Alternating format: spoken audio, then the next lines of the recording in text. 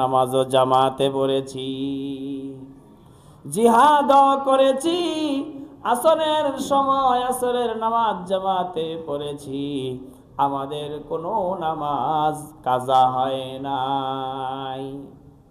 সাহাবায়ে কেরাম এরকম জিহাদের ময়দানে যুদ্ধ চলতেছে, সেখানেও তারা এরকম ভাবে নামাজ আদায় করে নিতেন, নামাজ কাজা করতেন না।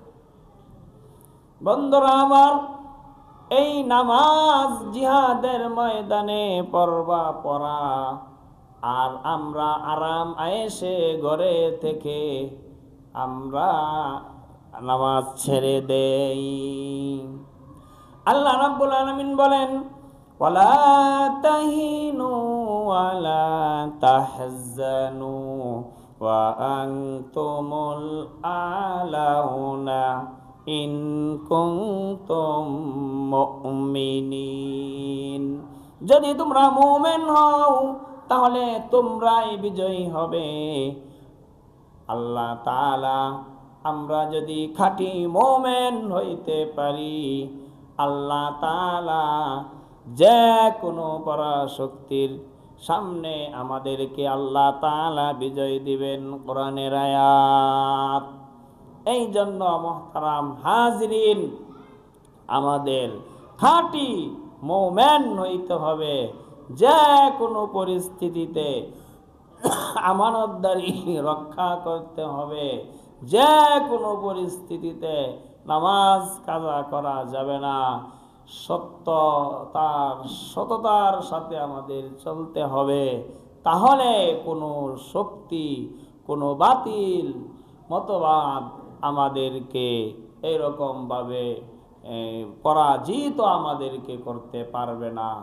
এই জন্য মুহতারাম সম্মানিত মুসল্লিয়ানে কেরাম, সবার আগে আমাদেরকে খাঁটি ইমানদার হয়ে আল্লাহ রাব্বুল আলামিনের জমিনে আল্লাহ তাআলার দ্বীন বিজয়ের প্রচেষ্টায় খাঁটি মুমিন হয়ে আমাদেরকে আত্মনিয়োগ করতে হবে। তাহলেই সফলতা বিজয় আমাদের অবশ্যই আসবে ইনশাআল্লাহ। বন্ধুরা আমার, বলতেছিলাম এই খালেদ রাদিয়াল্লাহু তাআলা আনহু মৃত্যুর আগ মুহূর্তে আফসোস করে বলতেছিলেন, হে দুনিয়ার মানুষ, আমি এত আকাঙ্ক্ষা করেছি, এত দোয়া করেছি, এত জিহাদে গিয়েছি, তলোয়ার নেই নাই, লৌহ বর্ম পরি নাই, তারপরেও আমার যে শাহাদাতের মওত হয় নাই, আমি বিছানায় আমার মৃত্যু হচ্ছে, হায় আমার শাহাদাতের মওত নসিব হইল না। এরকম আফসোস করে খালেদ ইবনে ওয়ালিদ রাদিয়াল্লাহু তাআলা আনহু বলতেছিলেন। যাই হোক মুহতারাম হাজরিন, আল্লাহ রাব্বুল আলামিন এই মওত সবারে দিবেন। কুল্লু নাফসিন যায়িকাতুল মাউত, যত প্রাণী আছে সবাই মৃত্যুর স্বাদ আস্বাদন করবে, মৃত্যুর কোলে ঢলে পড়বে। কিন্তু সেই মওতটা যদি শাহাদাতের মওত হয়, তাহলে সেটাই হবে জীবনের পরম পাওয়া। আপনারা অবগত আছেন, একজন আমাদের প্রিয় ভাই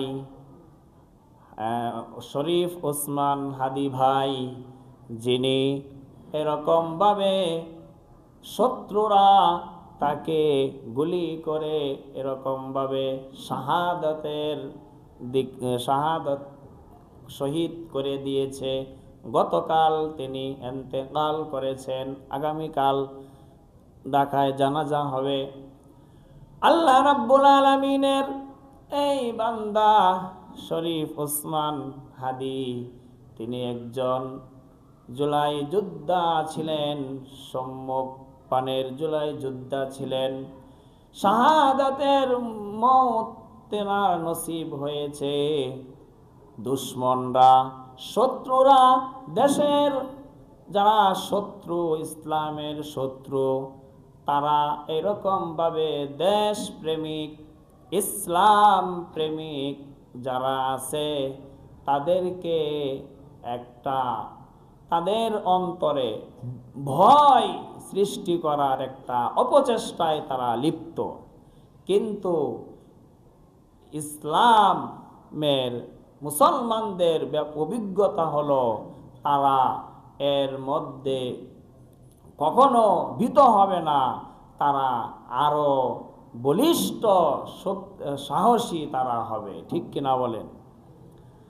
বন্ধুরা আমার,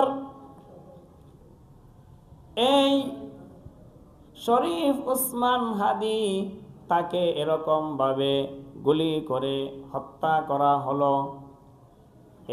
এদেরকে যারা আশ্রয় প্রশ্রয় দিচ্ছে, যারা অর্থ যোগান দিচ্ছে,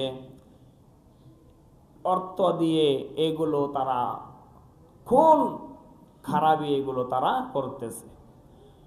গতকালকে আরেকটা খবর দেখলাম, একজন মা একটা ভ্যান দিয়ে যাচ্ছে, আরেকটা পাপিষ্ট যুবক এই পায়ের মধ্যে কি একটা স্যান্ডেল দিয়ে রাস্তায় চলে, এগুলো দিয়ে এসে এই মায়ের জামা ধরে টেনে এভাবে ছিঁড়ে ফেলছে। দিন দুপুরে ভ্যান দিয়ে যাচ্ছে, এরকম ভাবে জামা ছিঁড়ে ফেলছে টান দিয়ে। এই সমস্ত অপকর্ম, খুন খারাপি এরকম আমাদের দেশে চলতেছে। এইগুলো বন্ধ করার জন্য নিরাপত্তা, শান্তি, শৃঙ্খলা ফিরানোর জন্য একমাত্র উপযুক্ত বিধান হলো যেই বিধান দিয়েছেন আল্লাহ রাব্বুল আলামিন, সেই বিধানই একমাত্র কার্যকরী ব্যবস্থা। সেই কোরআনের বিধান একমাত্র কার্যকর এই সমস্ত জুলুম, অত্যাচার, খুন খারাপি বন্ধ করার জন্য। কোরআনের বিধান যদি প্রতিষ্ঠিত হয়, এই রকম অশান্তি, খুন খারাপি দেশে সমাজে থাকবে না। হাদিসের মধ্যে এসেছে, এই হাদিসটাকে বলে হাদিসে উরাইনা। মুসলিম শরীফ সহ, বুখারী শরীফ সহ সব কিতাবে আছে। হাদিসটাকে বলে হাদিসে উরাইনা। উরাইনা গোত্রের কিছু লোক তারা মদিনায় আসলো, এসে মুসলমান হলো। মুসলমান হয়ে মদিনায় কয়েকদিন থাকলো। অন্য একটা উরাইনা অন্য একটা এলাকা থেকে এসেছে, মক্কার একটা এলাকা। মদিনার আবহাওয়া তাদের এরকম ভাবে শরীরের সাথে ফিট হয় নাই। আবহাওয়া প্রতিকূল হওয়ায় হাদিসের মধ্যে এসেছে তাদের পেট ফুলে গিয়েছিল। পেট ফুলে গিয়েছিল, পেটের রোগে তারা আক্রান্ত হয়েছিল।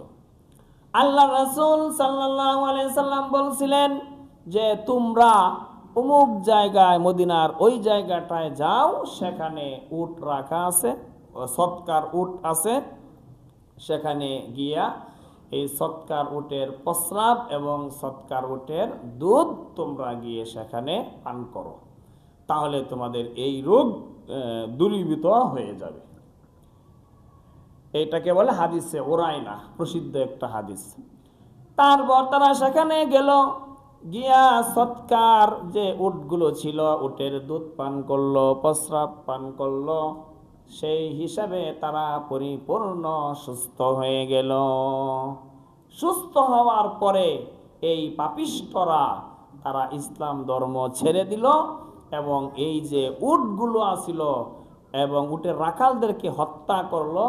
হত্যা করে এই উটগুলো নিয়ে তারা তাদের এলাকার উদ্দেশ্যে রওনা হয়ে গেছে, চিন্তাই করে উটগুলো নিয়ে যাচ্ছে।